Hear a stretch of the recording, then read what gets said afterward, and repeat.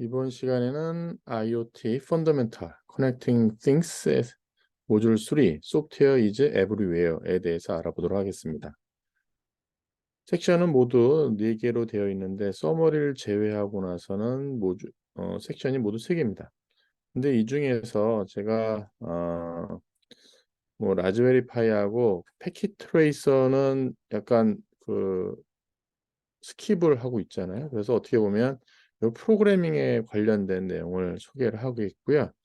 그리고 내용이 이미 한 고학년인 학생들은 알고 있을 수가 있어서 그렇게 큰 부담은 없을 수 있을 것 같고요. 만약에 라즈베리 파이에 대해서 본인 이제 공부를 더 하고 싶다라고 하면 별도로 저를 찾아오시면 제가 안내를 해드리도록 하겠습니다. 그다음에 이제 패킷 트레이서 같은 경우는 우리 네다카닷컴에 보게 되면 셀프로 스터디를 할 수 있는 부분이 있어요. 그래서 그거를 보시기를 권하도록 하겠습니다. 프로그래밍 섹션에서 보게 되면 상당히 기본적인 내용이 있을 수 있습니다. 그래서 프로그래밍을 좀 해본 친구는 여기 요 서브 섹션 1, 2 같은 경우는 좀 스킵을 하셔도 좋을 것 같아요. 그다음에 이제 여기 러닝 인텔리전스에서 IoT 디바이스 데이터 프로세스, 여기는 이제 IoT 관련된 내용이고, 그다음에 API라든가 REST API, 그다음에 시큐어하게 코드를 만드는 그런 내용을 소개하고 있는 것이 있는데, 이 부분에 대한 거는 조금 한번 리뷰하는 차원에서, 혹은 이제 모르는 친구들은 좀 디테일하게 보는 게 좀 좋을 것 같습니다. 자, 맨 처음에 프로그래밍이 무엇이냐라고 나오는데, 앞에 모듈 2에서 보게 되면 센서라든가 일렉트로닉이 피지컬 월드에 연결돼 가지고 얘가 어떻게 이제 동작을 하는지에 대한 내용을 저희가 앞에서 설명을 했었습니다. 그래서 이제 어떤 컴퓨팅 시스템이라고 하는 것보다도 IoT 쪽에서는 마이크로 컨트롤러라는 가지고 나서 이야기를 한다는 얘기를 했습니다. 그거에 대한 절차를 보면은 이제 피지컬 월드에서 센싱을 한 다음에 이 데이터를 갖고 무엇을 하려고 한다는 거죠. 이제 스토어하거나 클라우드 쪽에 보내거나 혹은 내부적으로 프로세스 한다든가 그런 것들을 하는 것이 주 업무고요. 이것을 수행하는 것이 바로 소프트웨어 프로그램 가지고 하게 됩니다.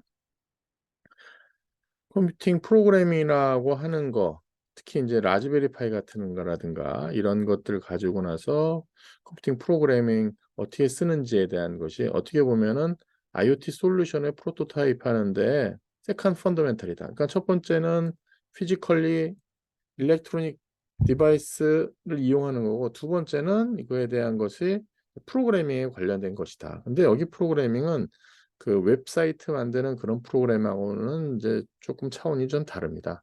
하드웨어를 좀 알아야 되고요. 펌웨어라는 걸 좀 컨셉을 좀 알고 나서 하는 것이라, 일반적으로 전산 쪽에서 하는 컴퓨팅 사이언스 쪽에서 막 큰 프로그래밍 짜는 거하고는 좀 다르다. 하지만 하는 기본적인 로직은 동일하다. 그렇게 보시면 되겠습니다. 프로그램이 무엇이냐?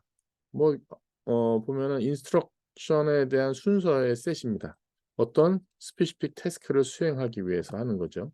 그래서 우리 여기 보게 되면 브레드를 굽는 그 레시피에 대한 것이 있어요. 근데 이 레시피라고 하는 것이 프로그램이랑 똑같다.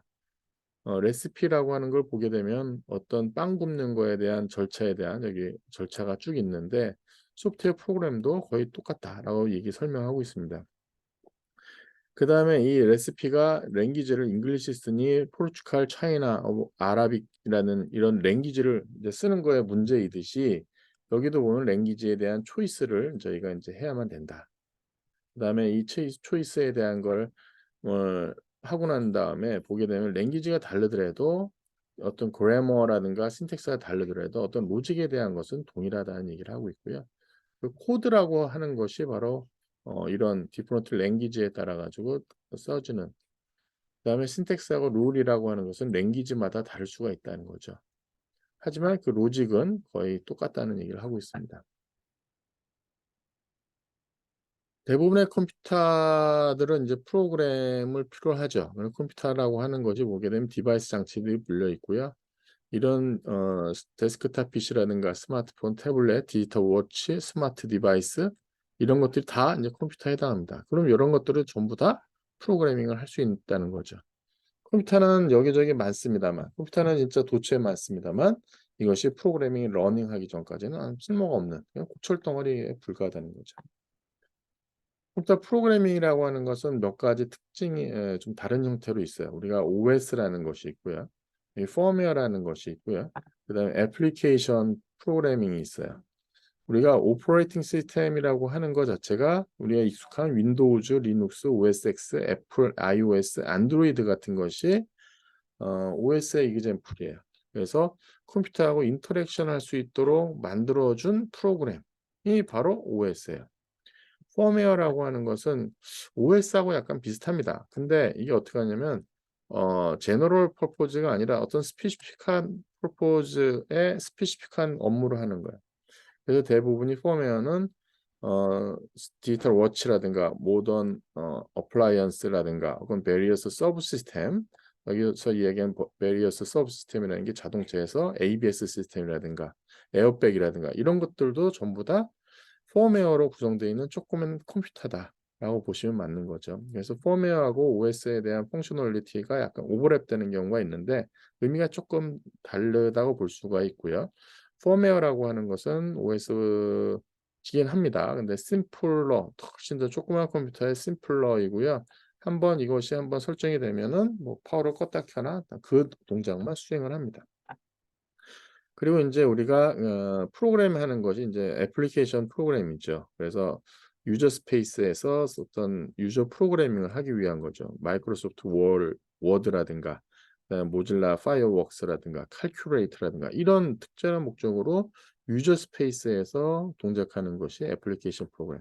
한 프로그램이라고 하는 것이 한 요 세 가지 형태가 이렇게 볼 수가 있습니다. 왜 우리가 코드를 배워야 되느냐. 이게 보면은 코드를 알고 있는 사람들이 약간 여기 보게 되면 more and more valuable current job 마켓에서 그러니까 프로그래밍을 해야 되는데 인제 사람들이 보게 되면 우리 학생들이 '아 나는 프로그램은 좀 익숙하지 않아.' 그러니까 포기를 하는데 전혀 그렇게 하시면 안 되고요. 프로그램도 그냥 하나의 랭귀지로 여러분이 살아가는 데 필요한 것이다. 특히 인제 엔지니어로서 활동하기에는 그렇게 생각을 하시면 되겠습니다. 그래서 프로그래머에는 이제 데스크탑 애플리케이션 코딩에는 과거에 인제 제한되어 있었지만 지금은 IoT라고 하는 것이 워낙 대세가 됐다 보니까 프로그래머한테는 새로운 영역이 되겠습니다. 그럼 이 새로운 영역이 기존의 프로그래머들도 이쪽에 유입될 수도 있는 거고요. 새로운 처음 접하는 학습자들 그래서 처음 IoT 하는 사람들도 이쪽에 프로그래머로서 들어올 수가 있습니다. 세상이 좀 더 디지털라이즈 되고 유비쿼터스 여기저기 인제 컴퓨팅이 여기저기 인제 있는 시대가 됐습니다. 이 유비쿼터스라는 게 여기저기 도처에 있는 거잖아요. 그럼 결국 그 얘기는 무엇이냐? 소프트웨어가 여기저기 다 있다는 얘기랑 똑같다. 그 프로그래머라고 하는 것이 일하는 것이 보면은 펌웨어라든가 디바이스 드라이버, 모바일 애플리케이션, 웹 인터페이스, 데이터 애널리시스 상당히 여러 분야의 프로그래머들이 업무 일을 하고 있고요. 여러분의 그 취업에 대한 에리아는 과거보다는 훨씬 더 많이 넓어졌다. 프로그래밍을 할 수 있을 때 한해서.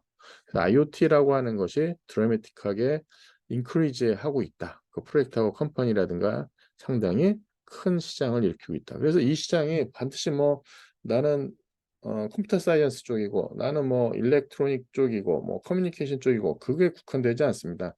화공이나 건축이나 환경이나 전혀 이쪽에서도 프로그램을 해?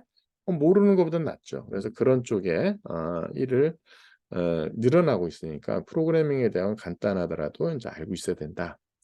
네트워킹 인더스트리 저희가 인제 이 과정을 제공해 주는 쪽이 네트워킹 인더스트리고 과거에는 저희가 CCNA 뭐 CCNP 뭐 이런 과정에서 할 때 보게 되면 뭐가 있었냐면 그냥 단순하게 컨피규레이션 하는 과정이었어요. 근데 그 과정이 인제 넘어섰어요. 제가 CCNA, CCNP를 우리 광운대학교에 20년 전에 운영할 때는 대개 보면 장비 세팅 그래서 원리를 알고 나서 장비 운영을 어떻게 하느냐에 대한 이슈였는데 20 년이 지난 지금에 대한 CCNA 과정을 보게 되면 프로그래밍 기반을 끝에서는 알아야 돼요. 그래서 인텐트 베이스드 네트워크 그러니까 어 네트워크도 인텐트 기반으로 움직이는 거예요. 그게 어떻게 보면 머신러닝이라든가 아티피셜 인텔리전스에 대한 것을 집어넣어가지고 네트워크도 운영이 되는데 그거에 대한 걸 어떻게 하느냐 다 프로그래밍을 합니다. 물론 이제 스크립트일 수도 있고 프로그래밍일 수도 있는데 그런 형태에 대한 것도 바뀌었어요. 그래서 보면 네트워크 인더스트리라고 하는 것이 이제 네트워크를 커스터마이징 하거나 인프라스트럭처를 커스터마이즈 하거나 그러니까 필요에 따라서 할 때 프로그래머에 대한 능력을 필요로 합니다. 그다음에 소프트 디파인 네트워크라든가 그다음에 애플리케이션 센트릭 인프라스트럭처 뭐 이런 내용들에 대한 것이 전부 다 프로그램을 기반을 하고 있습니다. 그래서 과거에 네트워크 하는 사람들은 뭐 그냥 뭐 장비만 설정하면 되는 거 아니야? 그랬었는데 지금은 그렇지가 않고 프로그래밍에 대한 것도 알고 있어야 된다라고 세상이 이제 좀 바뀐 거죠. 이미 오래전에 바뀌었습니다. 코드를 할 수 있다는 것은 프로그래머가 자기 소프트웨어 툴을 뭔가를 만들 수 있는 것이고요. 그러면은 네트워크에 대한 스페시픽한 거에 대한 것을 필요로 한 거에 대한 것을 좌우지간 마켓에 필요한 것들을 뭐 어베이러블한 것을 좌우지간 뭐 할 수가 있는 것이고 그다음에 어떤 데이터 애널리시스 하는 프로젝트도 할 수 있고 그다음에 이런 것들이 전부 다 어떻게 코드 된다. 프로그래머에 의해서 코딩된다라고 하는 거죠. 뭐가 프로그래밍을 그런 구성을 하느냐. 프로그래머 할 때 제일 이제 로직에 대한 거를 얘기를 해야 되는데 이 로직에 대한 거를 키우는 거는 여기 보면 플로우 차트라는 거 가지고 나서 하는 게 주 대부분이고요. 그리고 나서는 되게 이제 랭귀지를 배운다고 하면 이걸 배우는 거예요. 익스프레션 배우는 거나 펑션을 하거나 로직을 하거나 이런 거에 대한 거를 배우는 거예요. 그래서 문법하고 신텍스에 대한 거를 배우는 거죠. 아까 보면 랭귀지가 여러 가지가 있는데 뭐 차이나 랭귀지 뭐 재패니스 랭귀지에 대한 걸 때문에 그 랭귀지에 대한 문법을 배워 가지고 단어 배우고 하듯이 내가 뭐 자바를 쓴다든가 C를 쓴다든가 자바스크립트를 쓴다든가 뭐 파이썬을 쓴다든가 이럴 때 보게 되면 기본적으로 거기에 쓰는 신텍스를 여러분이 공부를 하셔야 됩니다. 근데 하나만 익히시면은 다 똑같아요. 그래서 저의 과정에 보면 여기 자바에 대한 과정을 제가 강의하는 게 있는데 그거 하나만 기본적으로 보셔도 아 이게 이렇게 요런 랭귀지 갖고 쓰는구나라고 보시면 돼요. 그래서 거기 쓰는 거 보면 거의 요거예요. 보면 익스프레션을 어떻게 베리어블 콘스탄트 오퍼레이터에 대한 내용 펑션에 대한 거는 어떤 익스프레션에 대한 시퀀스에 대한 걸 하나 갖고 어떤 아구먼트를 줘 가지고 리턴 밸류 어떻게 나오는 거 그다음에 어떤 로직 스트럭처에 대한 거에 대한 것을 배우는데 그거에 대한 디시전 할 때 이게 뭐 if 컨디션이라든가 while이라든가 이런 걸 배우는 거예요. 그래서 보면 어떤 로직 if then 뭐 if then에 대한 것이 있고 어떤 for loop 그래서 어떤 일정한 횟수 동안 여기서 이제 컨디셔널하게 돌아가는 요 컨디션에 따라서 계속 반복하는 거. 그다음에 요 while 문장으로 for loop랑 비슷한데 여기는 요 컨디션에 따라서 여기 돌아가는 거. 그래서 기본적으로 보게 되면 if, for, while에 대한 형태가 거의 프로그램 랭귀지에 다 있어요. 거의가 아니라 전부 다 있어요. 그래서 하나에 대한 랭귀지만 익히면 사람들이 인제 다 할 수 있는데 다른 랭귀지를 할 수 있는데 무엇보다도 내가 프로그래밍을 한다고 하는 것은 뭐냐면 플로우 차트에 대한 어떤 알고리즘에 대한 거를 내가 코딩할 수 있는 거야. 그럼 여기 보게 되면 어떤 프로그래머가 코드에 대한 거를 하기 전에 이해해야 될 것이 뭐냐면 문제가 무엇인지 이걸 문제가 무엇이고 이 문제에 대한 어떻게 풀 건지에 대한 거를 이제 스텝 바이 스텝에 혹은 디시전의 시퀀스로 나름대로 쭉 정리를 해야 됩니다. 이건 여러분 인생도 마찬가지인 것 같아요. 내가 무슨 문제가 발생했을 때 그 문제에 대한 것을 좀 쪼개고 그다음 하나하나씩에 대한 해결 솔루션을 찾아가면서 전체에 대한 문제를 해 나가잖아요. 그런 동일하게 플로우 차트도 내가 문제가 무엇인지 그다음에 그 문제를 어떻게 풀 것인지 그다음에 어떤 것부터 풀 건지 이거에 대한 것을 결정하는 거고 그거 절차에 대한 것을 정하는 것이 인제 플로우 차트다라고 보시면은 맞습니다. 그래서 프로그래머라고 하는 것이 뭐냐면은 어떤 랭귀지 무관하게 어떤 퍼스트 드래프트를 인제 만드는 것이 이게 이제 플로우 차트이죠. 랭귀지 인디펜던트한 프로그램이라고 하는 것이 인제 로직에 대한 걸 가지고 하는 거죠. 이것이 바로 인제 알고리즘이라고 우리가 얘기하는 겁니다. 그다음에 인제 그 내가 선택한 프로그램 랭귀지에 따라서 신텍스라든가 거기 그래머에 맞춰 가지고 로직에 대한 거를 코딩을 하는 거죠. 그게 이제 프로그래밍에 되는 것이 되겠습니다. 인터프리티드 랭귀지가 있고요. 컴파일드 랭귀지가 있습니다. 인터프리티드 랭귀지라고 하는 것은 어떤 인터프리터라고 하는 거에 의존합니다. 그래서 코드에 대한 것을 파싱하고 나누고 뭐 그걸 실행하는 거에 대한 걸 인터프리터라고 하는 것에 돼요. 그래서 이 코드라고 하는 건 휴먼 리더블한 텍스트 형태로 들어와서 바로 인터프리터에다 넘겨주는데, 그러면은 이 랭귀지의 큰 장점은 뭐냐면 메인테넌스가 쉽고 트러블 슈팅이 쉬워요. 왜? 익스 어 그냥 다 보이니까. 그냥 호딩돼 있으니까. 근데 인제 컴파일러하고 비교해 보면 좀 느린 단점이 있습니다. 요구하는 랭귀지가 바로 인제 파이썬, 자바스크립트, 그다음에 PHP 요런 것들이 인제 인터프리터 랭귀지고요. 또 하나는 이제 컴파일 랭귀지가 있습니다. 컴파일러라고 하는 거하고 인제 링크라고 하는 거하고 만드는 건데, 이 컴파일러라고 하는 것이 뭐 하는 거냐? 휴먼 리더블 코드를 바이너리 익스큐더블 코드로 바꿔주는 거예요. 그냥 기계어 형태는 머신이 이해할 수 있는 걸로 컴파일러가 바꿔줘요. 그러니까 컴파일러는 대개 바이너리 데이터로 저장하고요. 다시 리컴파일하지 않고 실행이 될 수가 있어요. 이거는 실행이 될 때마다 인터프리터는 그때그때마다 인터프리테이션 해줘요. 근데 얘는 그게 아니라 한번 컴파일된 거는 그냥 실행이 됩니다. 그래서 얘는 이제 상당히 빠르게 동작되죠. 왜? 머신 랭귀지로 여기 보면 이제 바이너리 executable 코드로 만들었기 때문에 CPU에서 다이렉트리 실행이 됩니다. 그다음에 여기 CPU에서 다이렉트 실행이 되고요. 컴파일러하고 컴파일드 코드라고 하는 것은 어떤 플랫폼 스페시픽하게 만들어져 있습니다. 소스 코드는 이건 사용자들이 휴먼 리더블하게 만든 거야. 소스 코드라고 하는 것이 이제 컴파일러 랭귀지 코드이고요. 컴파일 되기 전에. 그다음에 이 코드가 보면 이제 휴먼 리더블하고 내가 여기서 수정을 합니다. 문장이라 단어 하나만 바꿔도 컴파일러 다시 해 줘야만 됩니다.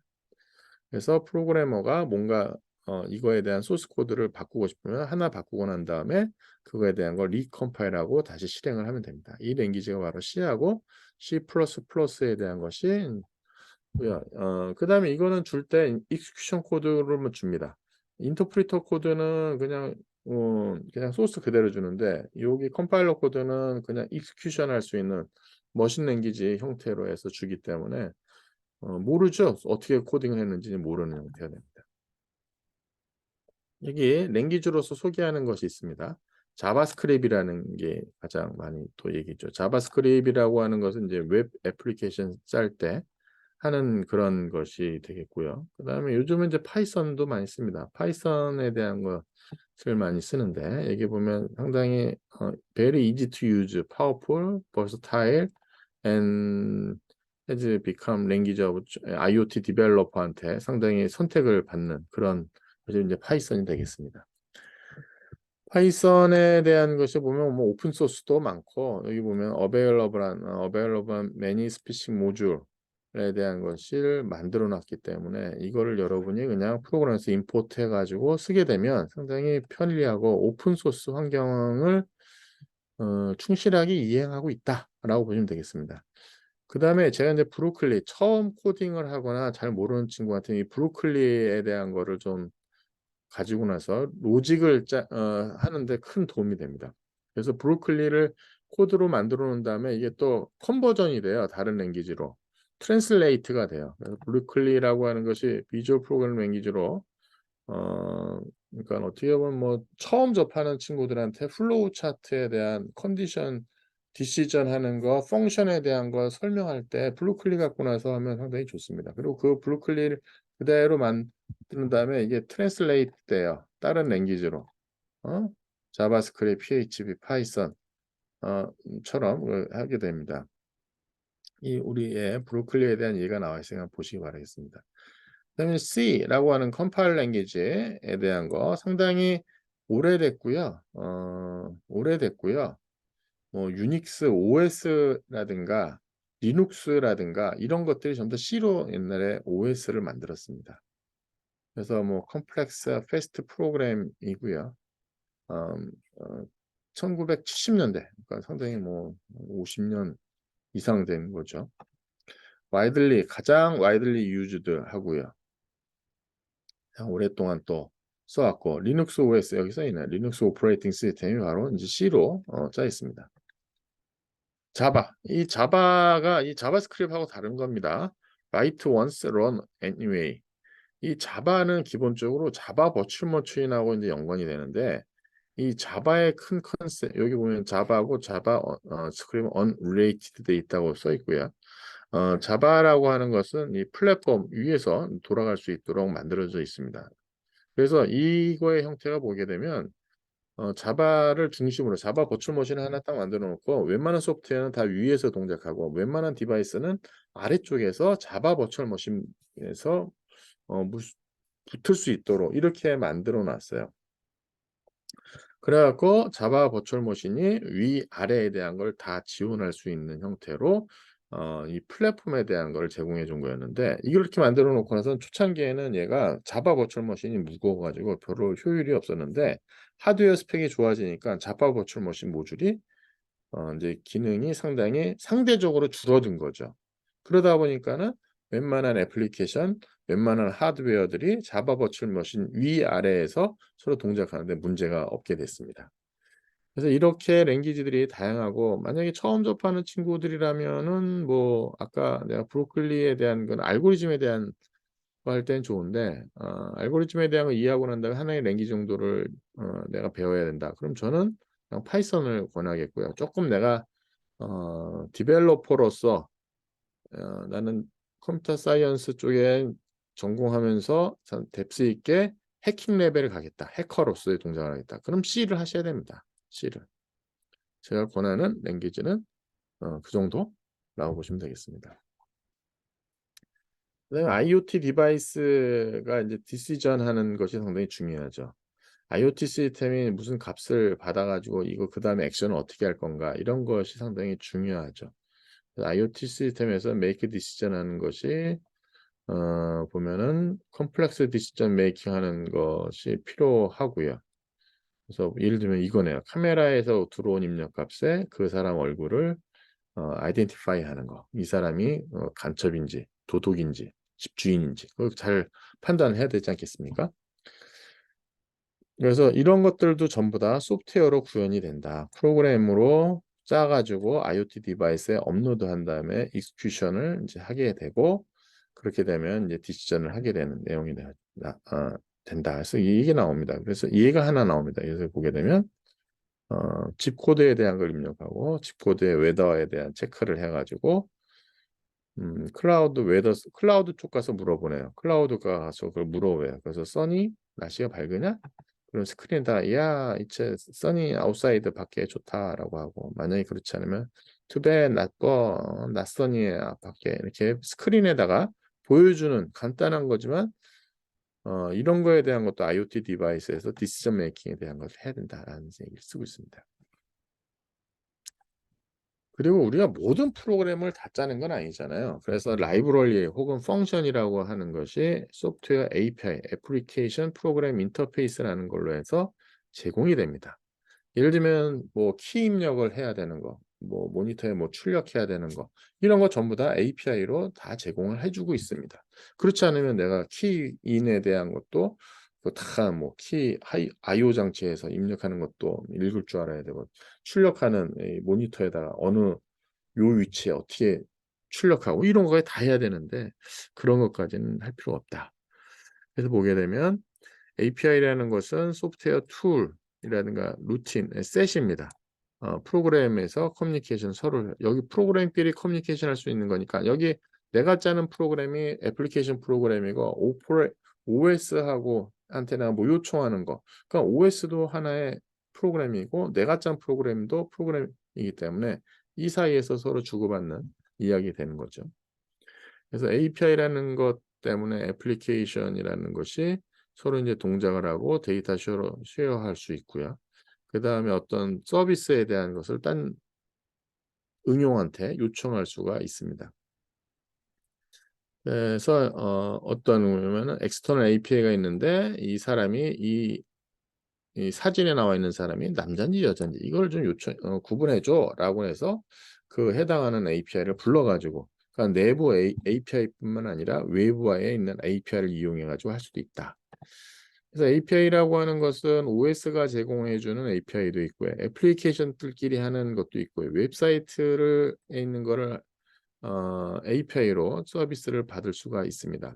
소프트웨어 디벨로퍼 하는 사람들이 만약에 파일이랑 한다. 파일 관련된 거 뭔가를 한다. 그러니까 파일 매니지 하는 거. 파일이 어디에서 관리합니까? OS가 관리하잖아요. 그러니까 OS한테 물어보는 거죠. 야, 이 파일 어떻게 해줘? 이 파일 카피해줘. 이 파일 지우고 어떻게 대체해줘. 어디다 옮겨줘. 이런 것들에 대한 것을 프로그래밍에서 할 때는 OS API를 이용해서 실행을 하면 가능할 겁니다.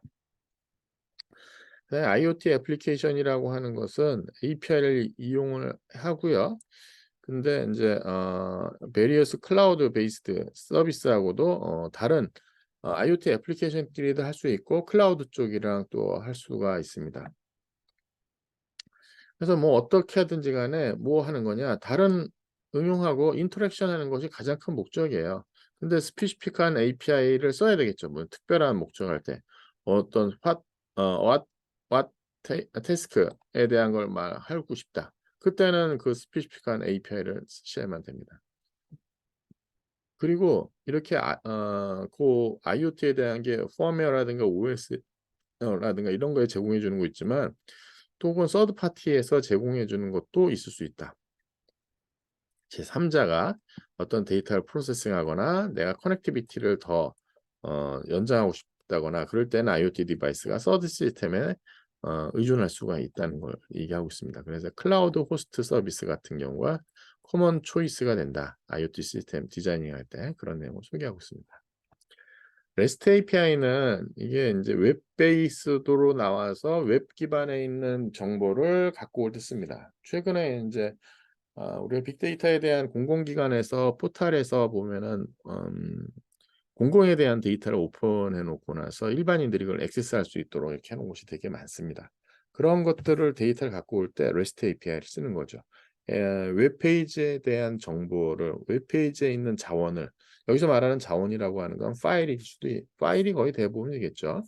웹페이지가 갖고 있는 파일에 대한 데이터에 대한 레코드에 대한 것을 접근해 가지고 그럼 그거를 하기 위해서는 그 위치를 알아야 될 거 아니에요. 그 URL이라든가 URI라는 걸 기반으로 하고 있습니다. 웹페이지 우리 쓸 때 쓰는 URL이 있고 그다음에 그 안에 파일을 지정하는 URI라는 것이 있어요. URL이라든가 URI로 그 자원을 포인팅하고 난 다음에 그거에 대한 것을 get하거나 혹은 거기에 put하거나 혹은 뭐 뭔가 액션을 할 수 있는 것을 전부 다 HTTP 메소드를 씁니다. HTTP 메소드라고 하는 게 뭐냐면 HTTP 안에 쓰는 서로 주고받는 커맨드들이에요. 그걸 가지고 이제 쓰게 됩니다. 제가 말로만 하려고 하니까 한계가 있어서 그냥 있으니까 스킵으로 할게요. 여러분이 이제 호스트에서 이제 프로그래밍을 합니다. 호스트. 클라이언트고 저희 웹 서버가 있습니다. 웹 서버. 우리가 HTTP라고 하는 걸로 해서 내가 이쪽에 보내면 이쪽에 이제 get 해가지고 이쪽 URL 주소를 찝니다. URL 주소를. 그럼 얘가 그거에 대한 걸 2005K 하고 나서 여기 쫙 데이터를 HTML 형태로 데리고 옵니다. 그럼 이 HTML 받아가지고 이쪽에 있는 웹 브라우저가 웹페이지를 짜잔 하고 이제 보여주는 형태로 이 HTML 문서를 기반으로 해가지고 리프레젠테이션 하는 거죠. 보여주는 형태가 우리가 쓰는 웹 서비스입니다. 이게 웹 서비스예요.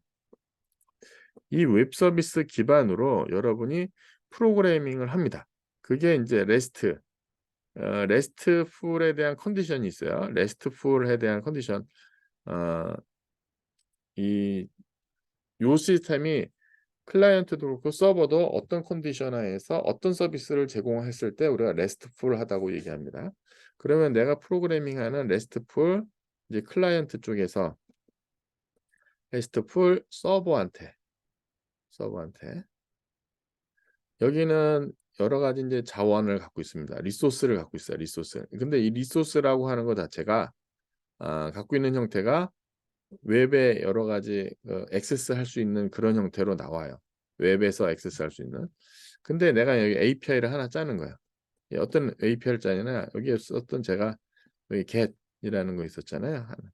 여기 get이라는 커맨드를 쓰고 여기 어떤 특정의 자원, 그러니까 요것이 어디 있는지는 URL이라고 하는 거는 이 사이트가 되고요. URL 밑에 여기 파일로 지정할 수 있는 우리가 슬래시 들어가서 요 밑에 쭉 내려가는 것까지 포함하면은 이걸 URI라고 합니다. 그래서 URI에 대한 걸까지로 해서 내가 이제 이쪽에다 물어보는 거죠. 야, 나 이쪽에 대한 네가 갖고 있는 리소스에 대한 정보를 알고 싶어. 그래? 알려줄게. 하고 나서 얘가 알려줍니다. 그다음에 여기서 줄 수 있는 게 이제 HTML 형태로도 오지만 요즘은 여기 오는 게 이제 여러 가지 형태로 XML 형태, XML. 이 XML이 이제 Extensible Markup Language예요. HTML보다 더 익스텐션하는 것이고요. 근데 이걸 조금 더 편리하게 쓰는 이제 자바스크립트에서 쓰는 JSON 포맷이 있습니다. JSON 포맷 가지고 나서 이제 데이터에 대한 걸 만들어서 이제 보내주면 여기는 웹페이지에다 만드는 게 아니잖아요. 웹페이지가 아니기 때문에 자기 프로그래밍을 하는 거잖아요. 제 프로그래밍 하는 거기 때문에 내가 프로그래밍을 할 수 있는 여기 이제 리턴 밸류로 오는 거죠. 리턴 밸류로. 내가 뭐 한 함수에 대해서 보면 리턴해서 오잖아요. 리턴 밸류로. 요게 REST API야. 그래서 RESTful 하다든가 REST API라든가 뭐 이런 것들을 여러분들이 이제 API로 써가지고 IoT 환경에서 정말 많이 써요. 예를 들면 뭐 구글 맵 지도를 가지고 나서 내가 뭐 하려고 한다든가 할 때 API 쓰고요. 그 다음에 뭐 저가 비행기에 대한 거 검색하려고 할 때 그때 각 사이트에다 물어보는 거 전부 다 REST API를 가지고 물어봅니다. 그래서 REST API 가지고 나서 프로그래밍을 하는 것이 IoT 쪽뿐만 아니라 다른 쪽에서도 일반적으로 많이 쓴다라고 보시면 좋을 것 같아요. RESTful AIP 서비스, RESTful 웹 서비스라고 하는 것이 있습니다. 약자는 Representation State Transfer에 대한 약자입니다. 이 state라고 하는 건 상태 관리를 한다는 거예요. 그 상태에 대한 정보를 준다는 겁니다. 그래서 프로그래머가 인터넷을 통해서 인터랙션 할 수 있는 걸 쉽게 할 수 있는 것이 REST API고요. 얘는 HTTP 기반으로 콜을 합니다. 그리고 이거에 대한 것에 보게 되면 파워풀한 데이터베이스에 있는 정보에 대한 것을 액세스할 때, 그걸 매니플레이트 할 때 쓰는 것이 많고요. 웹 리소스라고 하는 웹 리소스, 웹 서버가 갖고 있는 거에 대한 겁니다. 그거에 대한 것이 어디에 있느냐에 대한 건 URL로 그거 익스클루시브하게 구분을 할 수가 있어요. 웹 리소스라고 하는 것은 지금은 뭐 그의 네임을 쓰거나 혹은 뭐 아이덴티파이 하거나 뭐 어드레스 해가지고 쓰는 경우가 이제 좀 일반화됐어요. REST API HTTP 프로토콜을 쓰거나 혹은 URI를 이제 그 웹 서비스의 주소로 이제 쓰게 되겠습니다. 그 다음에 이거에 받아갖고 이제 리스판스를 하게 되는데 리스판스는 그 포맷이 웹 베이스 포맷인 형태로 주는데 여기 XML 형태로 혹은 JSON 포맷으로 이제 주게 됩니다. 프로토콜을 HTTP로 사용하기 때문에 RESTful은 전부 다 HTTP가 쓰는 메소드를 씁니다. 그 버브가 제가 오늘 get 하나만 가지고 설명을 했죠. get은 갖고 오는 것이고요. 포스트하고 풋은 그 안에다 뭔가 업데이트하거나 데이터를 집어넣을 때 쓰는 거고요. 그 다음에 delete는 지울 때 쓰는 것이 되겠습니다. 여기 페이스메이커라고 하는 것이 이 마라톤 뛸 때 같이 이렇게 옆에서 뛰는 페이스메이커잖아요.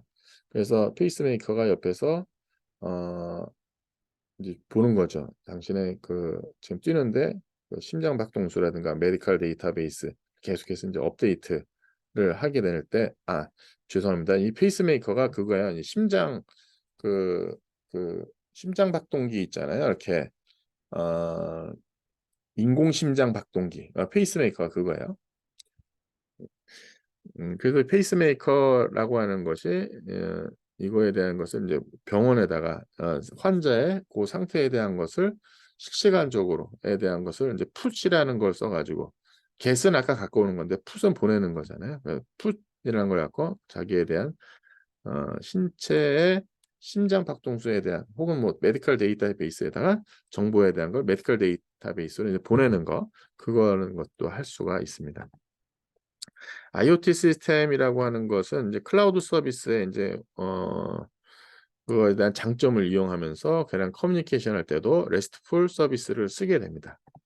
스마트워치, 뭐 웨더 캐퍼빌리티를 갖고 있는 날씨에 대한 상황을 알 수 있는 스마트 디바이스 같은 경우 IoT 디바이스가 그 현재 위치에 서의 날씨에 대한 정보를 클라우드 쪽에서 해당하는 웹 서버, 그러니까 날씨에 대한 정보에 대한 걸 현재 위치를 보내주고 이 위치에 현재 날씨가 어떻게 돼? 라고 하는 것을 받아볼 수 있는 그런 서비스도 한다고 써 있습니다. 그래서 워치가 뭐 하는 것이 커뮤니케이션 하겠죠. 웹 베이스드 웨더 시스템이라고 하는 그러니까 위치를 주면은 그거에 날씨에 대한 정보를 주는 웹 베이스드 웨더 시스템이 워치가 RESTful API URL 거기를 거기에 정보를 주고 난 URL을 가지고 나서 웹 서버를 접속한 다음에 거기서 정보를 이제 갖고 오게 되겠습니다. 워치라고 하는 것이 이제 웨더 시스템 API 거기 다큐멘테이션에 대한 그 내용을 보고 나서 리퀘스트 어떻게 하는지를 잘 보고 나서 프로그래밍을 할 수가 있겠습니다. 그래서 때 보게 되면 리퀘스트 할 때 보면은 이제 get 버브를 써가지고 현재 위치를 같이 주면 그걸 가지고 나서 웨더 시스템이 이제 리스판스를 하겠죠.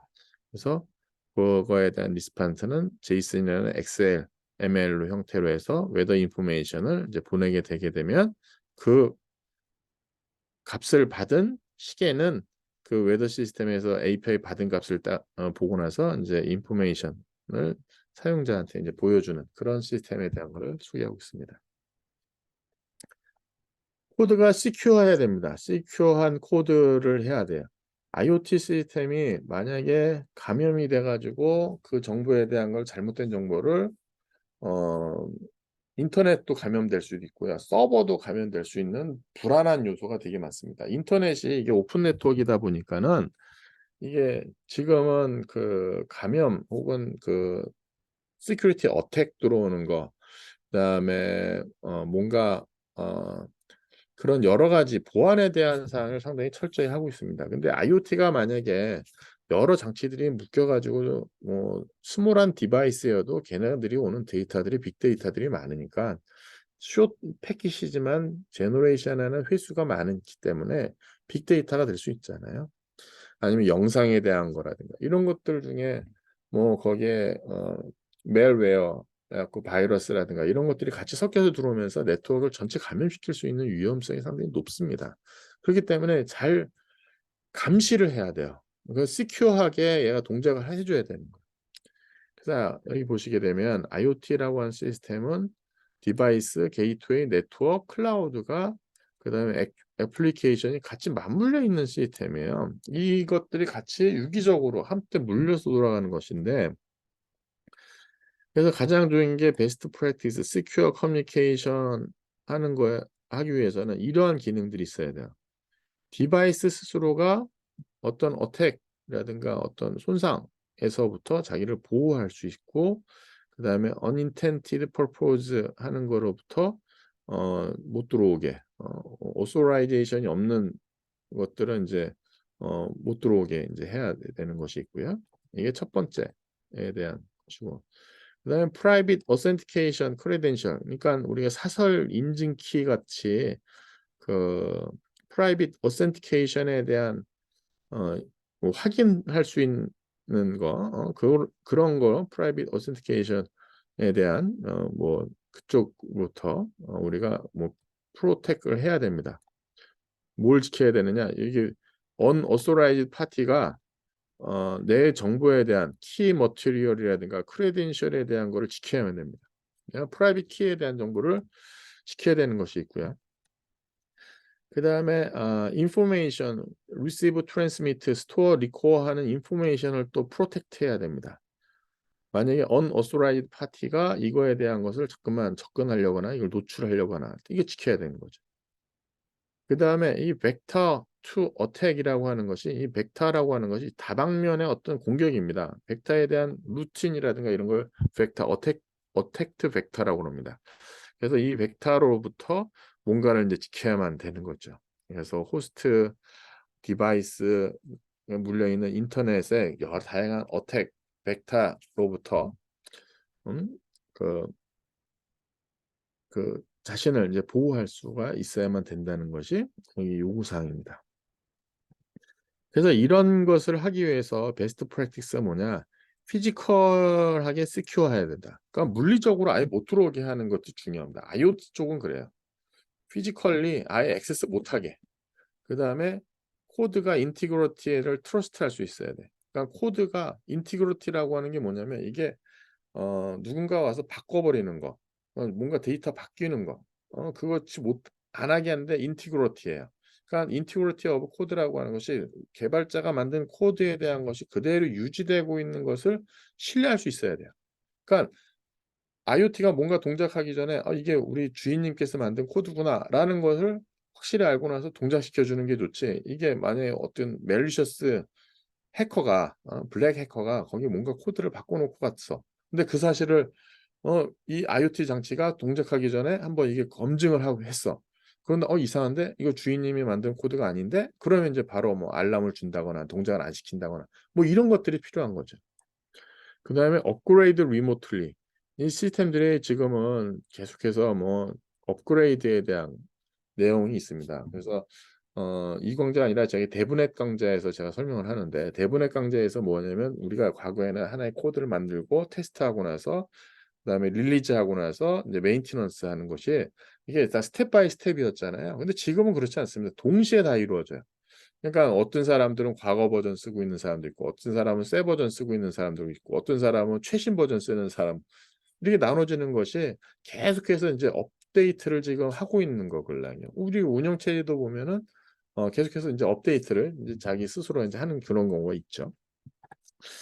그래서 그러한 것들의 요구사항이 시큐어한 프랙티스에 필요하다라는 얘기를 쓰고 있습니다. 그래서 그거에 대한 설명입니다. 만약에 디바이스가 피지컬리 만약에 프로텍트 된다면 해커가 개인 액세스에 대한 것을 하는 것이 하지만 이제 그래도 액세스할 수 있다는 거죠.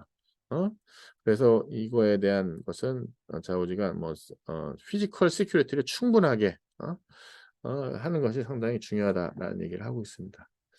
IoT 디바이스가 트래디셔널 디바이스 로케이션에 주로 있다는 거죠. 데이터 센터라든가 클라우드에 혹은 non traditional location 센터에도 있을 수 있다는 거예요. IoT 디바이스라고 하는 것이 어떻게 보면 맨 처음에 만들 때는 저도 이게 좀 헷갈렸는데 트래디셔널 로케이션?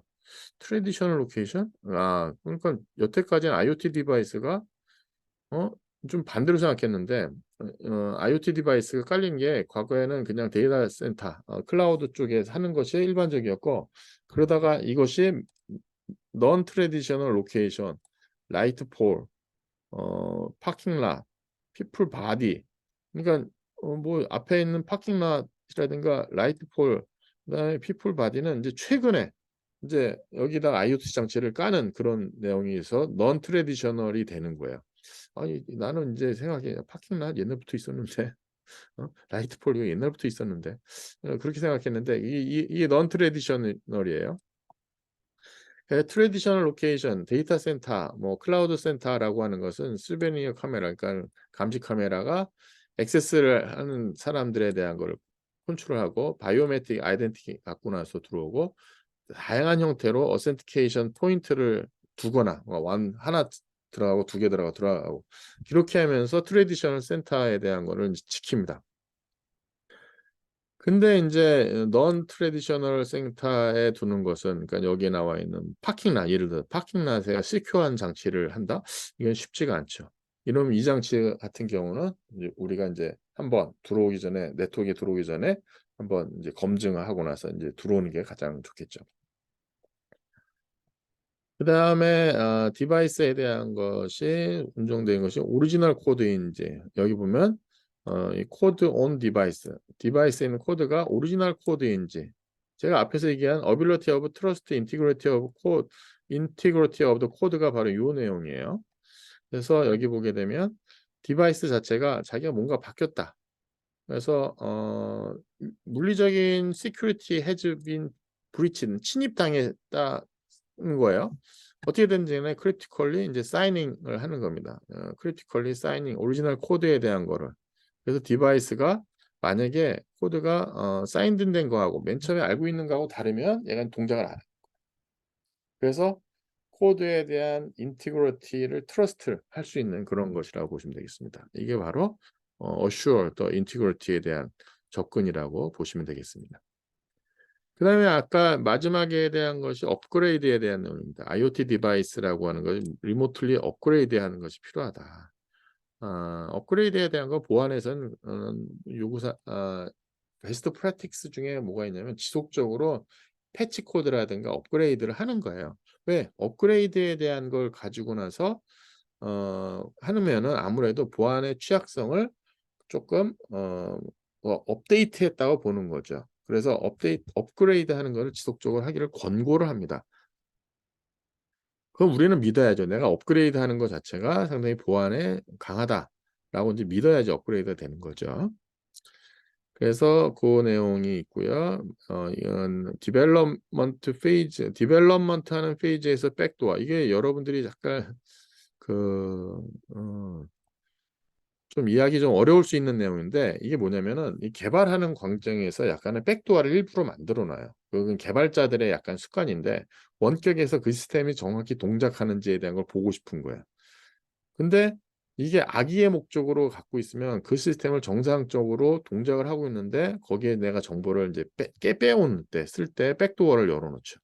그건 이제 나쁜 사람입니다. 근데 개발자들이 좀 게으른 게 있어요. 그러니까 원격에다가 뭐 연구실에서 할 때는 열심히 하죠. 근데 이게 필드에 나가게 되면 내가 그 고장 나거나 문제 있으면 내가 거기 가야 되는데, 그렇지 않고 원격에서 거기 접근해서 납품해 놓고 나서 거기 사람 모르게 약간의 백도어를, 근데 약간의 그 좋은 목적으로 하는 거죠. 좋은 목적으로. 디벨롭먼트 페이지에 백도어 만들어 놓은 거, 그다음에 하드코드 디버거 액세스 어카운트, enforcing authorized access에 대한 것들을 이제 고려할 수 있는 것들이 바로 이제 여기 리모트 업그레이드 할 때 하면서 이제 할 수가 있다는 얘기를 하고 있습니다. 그다음에 또 하나 시큐어 코드에 대한 얘기를 하는 게 데이터 인크립션에 대한 얘기를 합니다. 인크립션에 대한 것이 중요하죠. 중간에 누군가가 데이터를 보았을 때, 그랬을 때 내가 시큐어하게 피지컬하게 저쪽 엔드단의 디바이스 쪽 게이트웨이도 시큐어하게 해놓고, 인터넷 은 약간 오픈되어 있지만 그래도 내가 ISP를 믿고 그 다음에 클라우드 쪽도 믿고 했는데, 중간에 해커가 좌우지간 이 데이터를 뭐 무선에서 봤던 중간에서 하이제킹 해가지고 딱 보면서 데이터가 플레인 텍스트야, 그냥 평범문으로 돼 있어. 그러면 다 노출되는 거 아니에요. 그래서 혹시 시큐어하게 다 했는데도 불구하고 중간에 이걸 누군가가 보았을 때에도 이 내용이 뭔지 모르도록 데이터에 대한 인크립션에 대한 내용을 소개를 하고 있습니다. 데이터 인크립션을 해가지고 보면은 리모트 엔드포인트 액세스 한다든가 이런 것이 시큐어하도록 만드는 것이 목적이고요. 그렇게 물론 이제 인티그리티, 누군가 중간에서 데이터를 바꾸지 않았다는 그런 거를 확신할 수가 있습니다. 인크립션 알고리즘, 시큐어 트랜스미션 프로토콜이라고 하는 것이 보통 소프트웨어 한다든가 데이터에 대한 거를 시큐어할 때 기본적으로 공통적으로 쓰는 기술이다라고 보시면 되겠습니다.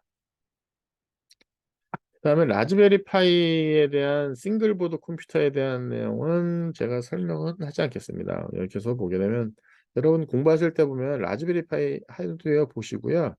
우리가 요거는 없더라도 제가 앞에서 아두이노 설명할 때 같이 말씀드렸는데 아두이노랑 같이 해서 이쪽에서 뭐 만들어 놓은 건데 꼭 이런 이런 키트 아니어도 여러분이 간단히 해볼 수가 있는 상황입니다. 그래서 시간이 많으면 제가 좀 해볼 텐데 일단은 뭐 이런 내용만 제가 간단히 소개하고요. 그다음 라즈베리 파이는 리눅스 OS를 씁니다. 그러니까 리눅스 OS를 여러분 PC에서 버추얼 머신에 한 다음에 거기다가 리눅스 쓴 거 그대로 어, 이렇게 되는 거예요. 예를 들면은 이거는 제가 여기 윈도우즈 씁니다. 윈도우즈 PC에서 윈도우즈 쓰고 여기 이제 버추얼 머신을 하나 올리고 버추얼 머신을 여기 리눅스를 딱 얹으면 그냥 리눅스 그냥 여기서 여러분 공부하시면 돼요. 근데 여기 라즈베리 파이에 보면은 뭐가 있냐면은 라즈베리 파이 보드를 딱 보시면은 이 보드에 USB가 딱 있고요. 여기에 그, 그 HDMI 인터페이스가 있습니다. HDMI 인터페이스가 있고요.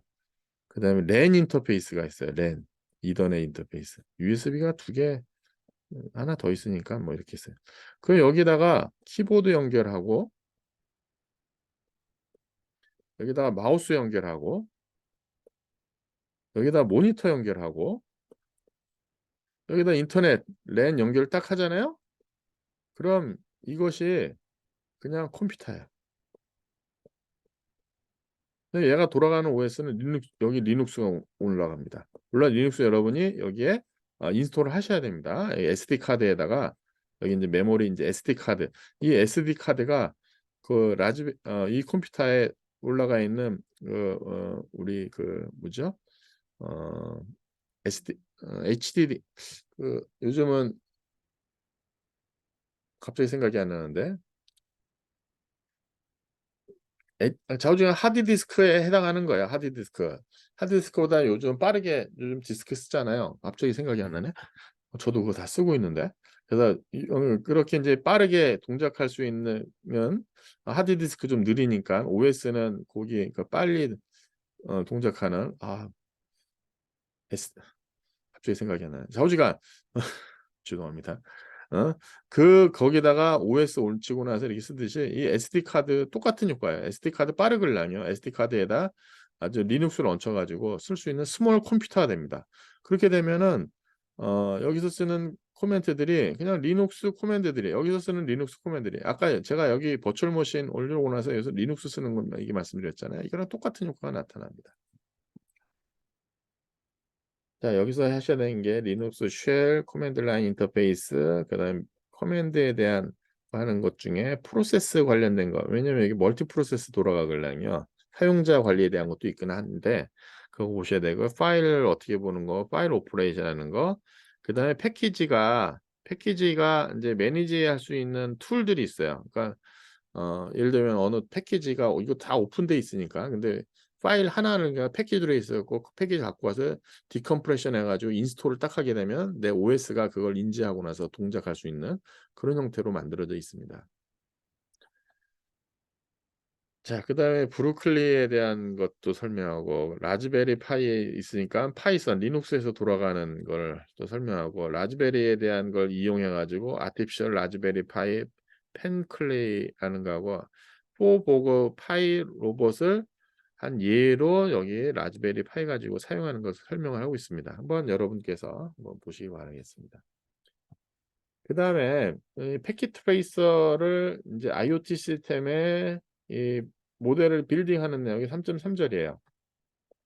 그래서 여기 오토메이션 한 홈 오토메이션에 대한 걸 이제 여러분이 패킷 트레이서에서 읽어보면 집 모양의 여러 가지 형태가 볼 수가 있어요.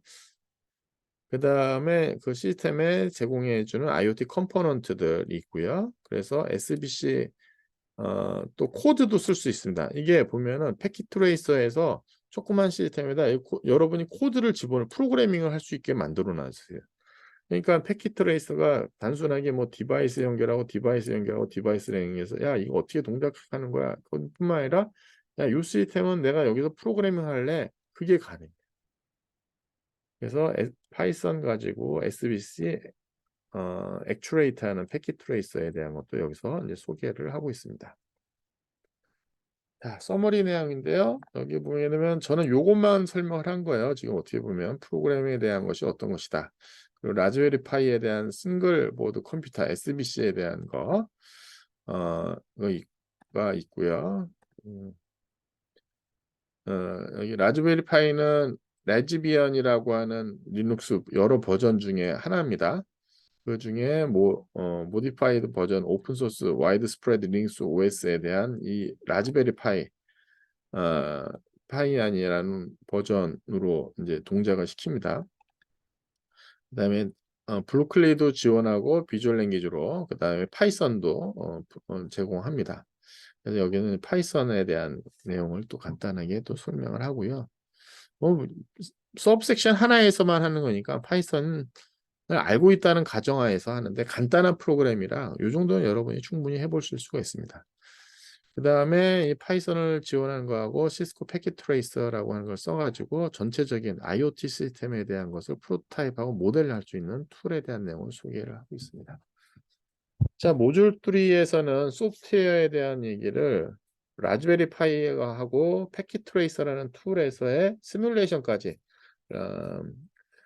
간단히 이제 프로그래밍에 대한 내용을 소개를 하고 있고요. 모듈 3에 대해서 포커스는 라즈베리 파이라든가 패킷 트레이서가 아니라 프로그래밍을 할 수 있다는 거에 더 포커스를 두고 있습니다. 그래서 여러분들께서 프로그래밍을 조금 열심히 해야 되겠구나. 그럼 이제 마켓이 점점 열리구나.